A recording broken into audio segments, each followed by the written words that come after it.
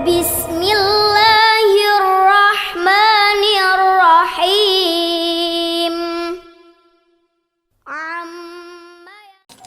Assalamualaikum warahmatullahi ta'ala wabarakatuh. Selamat pagi adik-adik. Alhamdulillah hari ini kita kembali bertemu di pembelajaran daring. Oh iya, minggu kemarin kita telah belajar mengenai hakikat akidah. Ayo, apa ada yang masih ingat? Nah, kemudian pada hari ini kita akan belajar bersama mengenai tauhid. Nah, apa saja yang akan kita bahas? Pertama, mengenai pengertian tauhid. Kedua, macam-macam tauhid. Dan ketiga, ada perilaku orang yang bertauhid. Nah, sebelum belajar, mari kita membaca basmalah. Bismillahirrahmanirrahim. Oh iya, jangan lupa isi absen ya.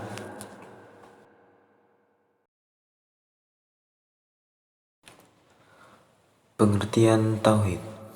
Tauhid artinya menjadikan sesuatu menjadi satu, mengesahkan. Menurut Profesor Hasbi As-Siddiqi, tauhid adalah mengesahkan Allah dalam peribadatan hanya Allah yang disembah, yakni dengan mengakui keesaannya baik pada zatnya, sifat-sifatnya maupun perbuatannya.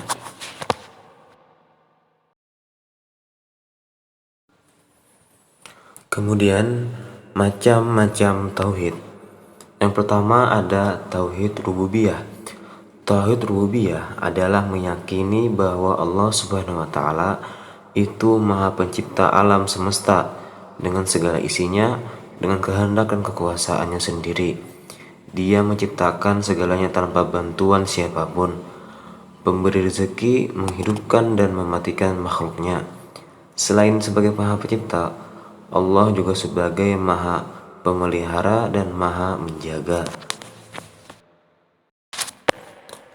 Kemudian yang kedua ada tauhid uluhiyah. Tauhid uluhiyah adalah meyakini bahwa tidak ada Tuhan yang wajib disembah, melainkan hanya Allah yang Maha Esa. Jadi, Allah adalah satu-satunya Tuhan yang wajib disembah dan tidak ada sekutu baginya. Tauhid uluhiyah disebut juga tauhid ibadah, karena ilah maknanya adalah ma'bud yang disembah dan mengesahkan Allah Azza wa Jalla dalam peribadatan. Jadi, kita tidak boleh menyembah pohon, menyembah kuburan, dan berhala.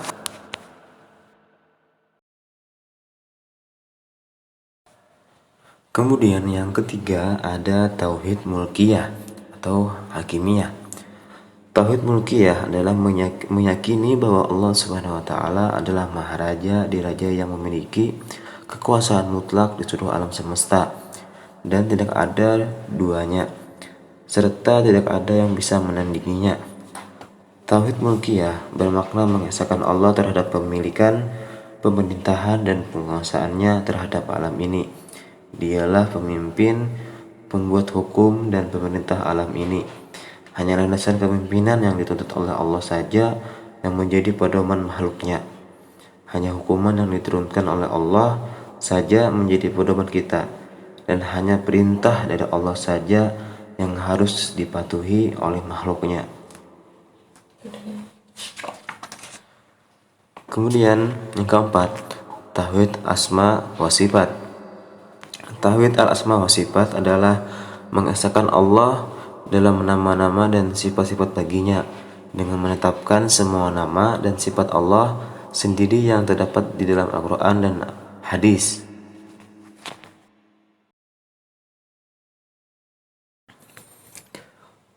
Kemudian yang kelima ada tauhid rahmaniyah.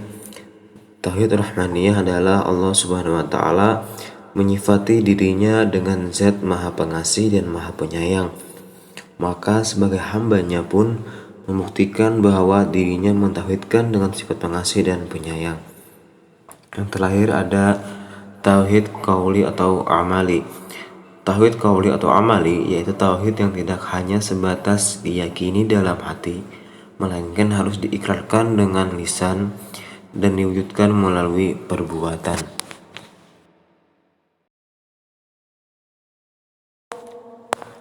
Nah, adik-adik, tadi kita telah mendengarkan pengertian tauhid dan macam-macamnya.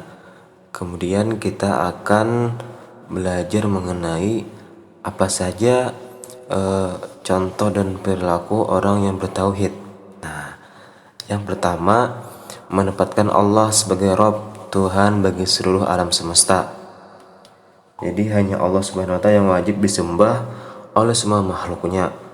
Allah Subhanahu wa taala itu adalah Khalik, yakni yang Maha Pencipta.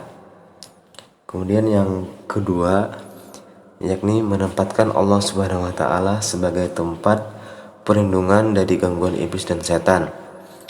Jadi hanya kepada Allah kita memohon, hanya kepada Allah kita meminta, dan hanya kepada Allah kita memohon perlindungan. Kemudian yang ketiga, menempatkan Al-Quran dan Al-Hadis sebagai petunjuk hidup manusia. Tujuan hidup manusia adalah memperoleh keselamatan dan kesejahteraan hidup, baik di dunia maupun di akhirat dengan ridha Allah. Jadi banyak terdapat dalam Al-Quran dan Hadis sebagai pedoman bagi kita semua. Yang terakhir adalah bertakwa dan berbuat baik terhadap manusia. Allah Subhanahu wa taala adalah Tuhan yang Maha Pengasih dan Maha Penyayang. Maka bukti seseorang bertakwa kepada Allah diantaranya adalah memberikan kasih sayang kepada sesama dalam bentuk berbuat baik, karena Allah Subhanahu wa taala menyukai dan menyertai orang-orang yang bertakwa dan berbuat baik. Nah, tadi kita telah membahas mengenai tauhid.